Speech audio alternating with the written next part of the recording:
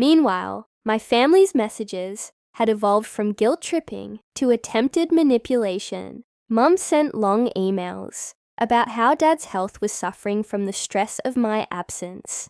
Jessica forwarded articles about the importance of family forgiveness. Danny tried the buddy approach, sending memes and jokes as if nothing had happened, slowly trying to normalize communication. I responded occasionally, brief messages, confirming I was alive and well, nothing more. Then, 6 weeks into my Prague residency, I got a call from Victoria that changed everything. "Samantha, we need to talk about something sensitive," she said. "I am sending you an encrypted file. Look at it and call me back." The file contained internal documents from my former employer in Denver. Somehow, Apex had obtained details of their new expansion strategy, and it was aggressive.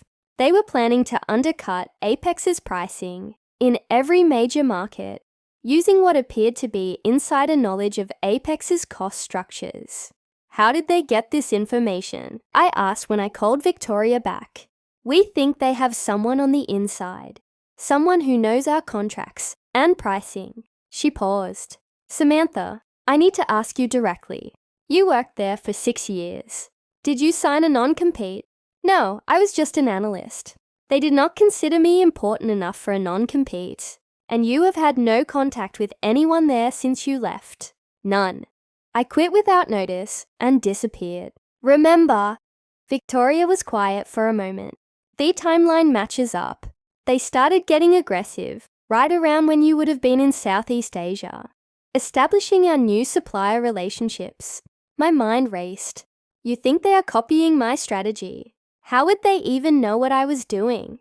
"That is what we need to find out. Can you think of anyone there who might have tracked your movements?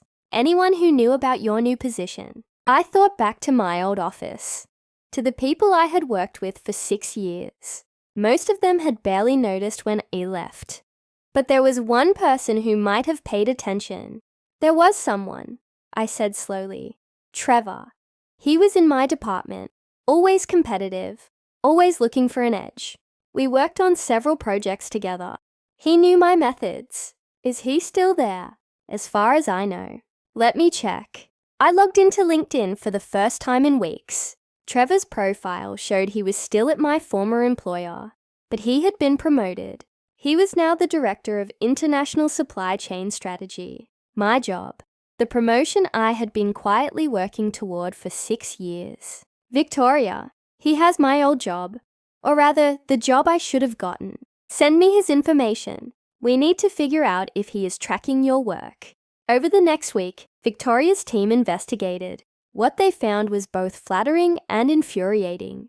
Trevor had indeed been monitoring my LinkedIn profile, my consulting activities, and even my travel patterns. He had been using my success as a roadmap, following 3 months behind, approaching the same suppliers I had worked with, and trying to undercut the relationships I had built. But he was not as good at it as I was. He lacked the cultural sensitivity, the patience, the genuine relationship-building skills. Most of the suppliers he approached had rejected his offers or given him minimal access, remaining loyal to the partnerships I had established. Still, his attempts were causing problems. Suppliers were confused about why 2 different American companies were approaching them with similar strategies. Some were starting to distrust both companies, worried about being caught in corporate games. "We need to shut this down," Victoria said during our strategy call. "Samantha, I know this is asking a lot, but would you be willing to go back to Denver? Apex wants to open a United States regional office, and we think your presence there would send a strong message. Plus, you could directly counter whatever Trevor is doing." I thought about it. Denver, home, the place I had fled from a year ago. "When?" I asked. 3 months. That gives you time to finish your Eastern Europe projects and transition them to someone else. We want you focused on the United States market and directly competing with your old company. They will realize I am specifically targeting them. Good. Let them realize it. You are better at this than anyone they have. and it is time they knew it. After the call, I sat in my Prague apartment, looking out over the city lights. A year ago, I had been invisible, forgotten, left behind. Now I was being asked to return as a strategic weapon. The irony was almost too perfect. I called my mother. It was time. "Mom, I'm coming back to Denver." The sound she made was somewhere between a gasp and a sob. "Really? Oh, Samantha, I'm so glad. When?" 3 months for work. Apex is opening a regional office there, and I will be running it. You will be running an office, but I thought you were just consulting. I am being promoted to regional director. It is a significant position. I did not know you were doing so well. You did not ask. There was a pause. You're right. I did not. I am sorry for that, sweetheart. Truly, I know. And surprisingly, I did believe her. But I am not coming back to be the old Samantha. That person does not exist anymore. I am coming back on my own terms, with my own life, my own career. If you and Dad and Jessica and Danny want to be part of that life, you will need to accept it. Of course we will. We just want you back in our lives. We will see, I said. I will let you know when I land. The 3 months passed quickly. I wrapped up my Eastern European projects, trained my replacement, and prepared for the move back to Denver. Apex had leased office space in a new building downtown, sleek and modern. Nothing like my old office. They had given me a generous budget to hire a small team and the authority to make strategic decisions independently. I was not just returning to Denver. I was returning as someone who mattered. The night before my flight, I had one last video call with Victoria. "Samantha, I want you to know something," she said. "When I first reached out to you a year ago, I was taking a risk. You had no official consulting experience, just some projects you had cobbled together while traveling. But something told me you were special. You proved me right beyond my wildest expectations. Thank you. That means a lot. This new position, it is not just about competing with your old employer. We are betting on you to build something significant. Apex wants to dominate the pharmaceutical distribution market in the United States within 5 years. You are going to help us do that." "No pressure then," I said with a smile. She laughed. "You thrive under pressure. That is why we hired you. One more thing though. Your old employer knows you are coming. Word has gotten out. Expect them to react. Let them react. I am ready." I landed in Denver on a crisp October afternoon, exactly 1 year and 1 month after I had left. The city looked the same, but I felt completely different. I checked into a hotel. Apex was paying for temporary housing until I found an apartment and spent the evening unpacking and preparing for my first day at the new office. I did not contact my family yet. That could wait. The Apex regional office was on the 14th floor of a building in the Lodo district. Floor-to-ceiling windows offered views of the mountains. My office had my name on the door, Samantha, Regional Director. I stood in the doorway for a moment, taking it in. A year ago, I had been an analyst in a cubicle, easily forgotten. Now, I had an office with my name on it and a team to build. My first hire was critical. I needed someone who understood the local market, but was not tied to any of the existing players. I spent 2 weeks interviewing candidates, and I found her. Patricia, not my old supervisor. Different Patricia. This Patricia was a former operations manager at a medical device company. Sharp and ambitious. Exactly what I needed. "I will be honest," she said during her interview. "I know who you are. I know you used to work at the company we are competing against. That makes this interesting." "Interesting? How?" I asked. "Because everyone in the industry is talking about you. The analyst who disappeared and came back as a consultant, who built a reputation in Asia faster than anyone thought possible, and who is now being positioned to take on her former employer. It is a great story. It is not a story. It is my life." "Even better," Patricia said with a grin. "I want to be part of it. When do I start?" She started the following Monday. Together, we began building the operation. 2 more hires followed: a logistics coordinator and a business analyst. Small team, but effective. Meanwhile, my family was becoming persistent. They knew I was back in Denver. I had posted about my new position on LinkedIn, but I had not reached out. Finally, after 2 weeks, I agreed to have dinner with them. Not at home, but at a restaurant. Neutral ground. They were all there. Mom, Dad, Jessica with her husband, Brandon, and Danny. They looked older, more tired.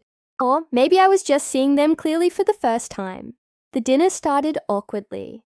Everyone trying too hard to be normal, to pretend the last year had not happened. Finally, my father cleared his throat. "Samantha, we owe you an apology. A real one. What we did, leaving you out of Jessica's wedding, it was unforgivable. We got caught up in the excitement and the planning, and we forgot the most important thing. You." "We did not forget her," Mom interjected. We forgot her," Dad said firmly. "Let us be honest. Samantha has always been the easy child."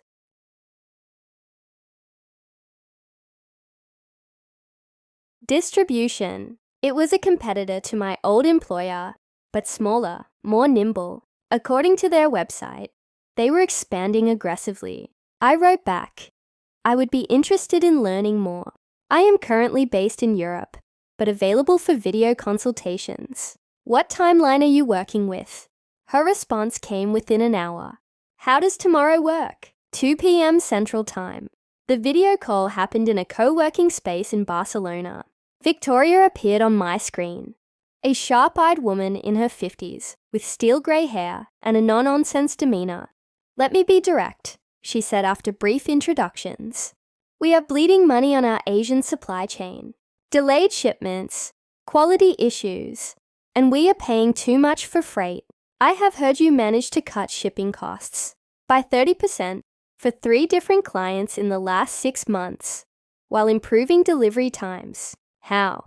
I walked her through my methodology: relationship building with reliable local suppliers, understanding regional logistics networks, negotiating as a partner rather than just a buyer, quality control systems that respected local manufacturing practices while meeting international standards. She listened intently, occasionally asking sharp questions that proved she knew the industry well. "I will be honest with you, Samantha," she said when I finished. "I have been in this business for 28 years. Most consultants talk a good game but cannot deliver. You sound like you actually know what you are doing. I want to offer you a 6-month contract, remote work, but you would need to travel to our supplier sites periodically. The pay is substantial." She named a figure that made my heart skip. It was more than I had made in a year at my old job. "I need to think about it," I said, keeping my voice steady. "Of course, but I need an answer by Friday. We are losing ground to competitors, and I need someone who can move fast." After the call ended, I sat in that co-working space for 2 hours, thinking this was a real opportunity, not just a collection of small consulting gigs, but a legitimate contract with a growing company. It would mean structure, stability, and validation of everything I had built over the past 8 months. It would also mean emerging from my self-imposed exile. I thought about my family, about the messages I had been ignoring, about the fact that I had been gone for 8 months, and they still had no idea where I was or what I was doing. Part of me wanted to stay hidden forever, to keep building this new life where no one knew me as the forgettable middle child. But another part, the part that had grown stronger with each country visited and each deal closed, knew that real growth meant eventually facing what I had left behind. Not because I owed them anything, because I owed myself the satisfaction of showing them exactly who I had become. I sent Victoria an email. "I accept your offer. When do we start?" Her response was immediate. "Monday, welcome to Apex." Over the weekend, I began the process of returning to the visible world. I turned my phone on fully for the first time in months. The cascade of notifications was overwhelming. Missed calls, voicemails, texts, emails. I ignored all of them for now. Instead, I updated my LinkedIn profile with my new title, International Supply Chain Consultant, Apex Pharmaceutical Distribution. I added details about my consulting works over the past months. Carefully professional, but clearly successful. Then I posted a single update. Excited to announce I am joining Apex Pharmaceutical Distribution as a consultant, helping optimize international supply chains. Looking forward to this next chapter. I knew it would detonate like a bomb in my family's world.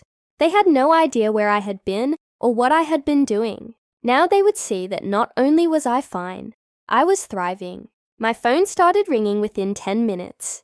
Jessica. I let it ring. Then Mom. Then Danny. I ignored them all. Instead, I spent the evening preparing for my new role. Victoria had sent over files detailing Apex's current supply chain challenges. As I reviewed them, I realized something that made me smile. One of their biggest competitors, the company eating their lunch in the Asian markets, was my old employer, the pharmaceutical distribution company, where I had worked for 6 years, where I had been reliable, quiet, easily overlooked Samantha. And now I was being hired specifically to help Apex beat them. The irony was delicious. On Sunday evening, I finally opened the messages from my family. Months of worry, guilt, anger, confusion, and eventual desperate pleading. I read every single one, feeling nothing but a distant sort of pity. Then I composed a single message to the family group chat. Hi everyone, I am fine. I have been traveling and working. Sorry for the silence. I will be in touch soon. Simple, unapologetic, offering no explanations. Jessica tried calling immediately. I declined the call and sent a text. Not ready to talk yet, but I am okay. The next morning, I started my new job. Victoria set up meetings with Apex's executive team. I presented my initial assessment of their supply chain problems and my proposed solutions. They listened with the kind of attention I had never received at my old job. The CEO, a sharp businessman named Gregory, nodded throughout my presentation. This is exactly what we needed. Welcome aboard, Samantha. I think you are going to help us change the game. I smiled. That is the plan. My first major project for Apex took me back to Vietnam, where I had connections with manufacturers that my old company had repeatedly failed to cultivate properly. I flew from Barcelona to Ho Chi Minh City with a clear mandate, establish reliable partnerships with 3 key suppliers, and negotiate contracts that would give Apex a significant advantage. The trip was a success, beyond even Victoria's expectations. Using the relationships I had built during my travels, I secured exclusive agreements with 2 suppliers who had previously worked with my former employer, but had grown frustrated with their rigid, impersonal approach. The third supplier was a new contact, a family-run operation producing high-quality pharmaceutical packaging that exceeded United States standards, while costing 40% less than current alternatives. When I returned to Barcelona and presented the contracts in a video conference, Gregory actually stood up and applauded. Samantha, in 3 weeks, you have accomplished what our previous consultant could not do in 6 months. These contracts alone will save us close to $2 million annually, while improving quality. Outstanding work, Victoria smiled, something I had learned she did not do often. I knew you were the right choice. The executive team wants to discuss expanding your role. Are you available for a call tomorrow? That night, I finally called my family. Not because I felt obligated, but because I was ready. My mother answered on the first ring. Samantha. Oh my God. Samantha, is that really you? Hi, Mom. Where are you? What have you been doing? We have been so worried you cannot imagine. I am in Barcelona, I said calmly. I have been traveling and working. I am a consultant now. International Supply Chain Management. There was a stunned silence. You have been in Europe for how long? About 9 months total. Asia before that 9 months. Her voice climbed an octave. You have been gone for 9 months, and you did not think to tell us where you were. You did not think to tell me I was not invited to Jessica's wedding until 3 weeks before," I said pleasantly. "I figured we were even." Another silence, this one longer and more uncomfortable. "Samantha, that is not fair. We apologize for that. It was a terrible mistake." "It was not a mistake, Mom. Mistakes are accidental. You had a list of people to book flights and hotels for, and my name was not on it. That was a choice. Your sister has been devastated." "Has she?" I asked, because when I looked at the wedding photos, everyone seemed pretty happy. No one looked like they were missing anything. "We need to talk about this as a family," Mum said, her voice taking on that familiar tone of maternal authority. "When are you coming home?" "I am not sure yet. My work is here right now." "What work?" "You had a perfectly good job in Denver. I quit that job. I have a new one now. A better one." I could practically hear her struggling to process this. Her reliable, predictable daughter had vanished for 9 months and returned as someone unrecognizable. I want to talk to you about this properly," she said finally. "Face to face. Can you at least video call so we can see you? Maybe later this week." "I have to go, Mom. Work calls." "Samantha, wait." I hung up. It felt surprisingly good. The next call was worse. Jessica tried the guilt approach immediately. "Sam, I cannot believe you just disappeared like that. Do you have any idea what that did to me? On my wedding day, knowing my sister was out there somewhere angry at me. Did it ruin your day?" I asked. "What?" "No, but then I guess everything worked out fine." "That is cruel, Sam. That is not like you." "Maybe you do not know what I am like," I said. "Maybe nobody does. We grew up together. I am your sister." Sisters remember to invite each other to their weddings. Jessica was crying now. "It was not my fault. Mom and Dad were handling the travel. I trusted them to take care of it." "You trusted them to take care of everything, except checking if your sister was actually invited. That says something, Jessica." "I am sorry. How many times do I have to say it?" "I am not angry anymore," I said honestly. "I am just done being invisible. You were never invisible to me. I am the boring one, remember? The one without the architecture career, or the perfect wedding, or the interesting life. Just reliable old Sam, who you could forget about because she would always be there anyway." "That is not true." "Then tell me, Jessica, when was the last time you asked me about my life? About what I wanted, what I was doing, what mattered?"